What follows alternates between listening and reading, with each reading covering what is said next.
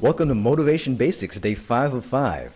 So throughout this course, we've been defining motivation as emotions fueling actions that move you towards your goals. We've talked about emotional intelligence and some questions you can ask yourself to motivate yourself towards your goals.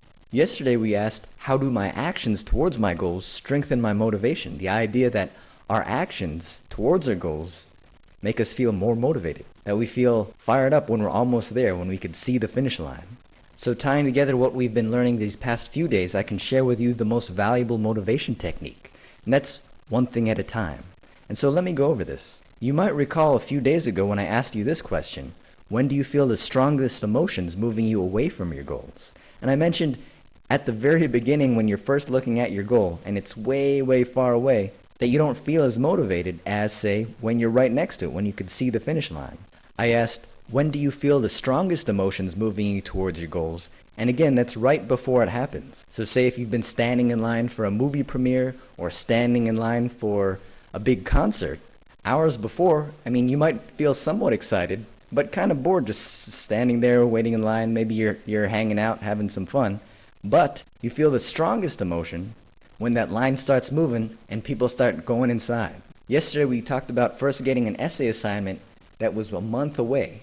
So there wasn't much motivation behind it other than it being worth half your grade. As that due date came closer and as you took action steps towards that goal, you became more and more motivated to finish because you were right there. The goal line was right in front of you. When we talk about one thing at a time, take one action step at a time towards your goals. Let's say you put off that big essay and it's just a few days away and you feel overwhelmed. Well, if you take a look at the whole thing, doing all the action steps, then of course you'll feel overwhelmed. The goal is still so far away. But if you break this down and say one thing at a time, then you can ask yourself, what's the one thing I can do right now to move me towards that goal? Well, maybe the one thing is opening up your binder and looking for the requirements. So opening up your binder becomes the goal in front of you. You could feel motivated to open up your binder. Once you open up that binder, well, you've just met your first goal. All right, second goal. Look for the requirements. Is looking for the requirements as overwhelming as looking at the huge goal of finishing the whole essay? No. So you can feel motivated by taking an action step towards that goal of looking for the requirement. You flip through your notes and you found, bang, there's the requirements. So another goal met.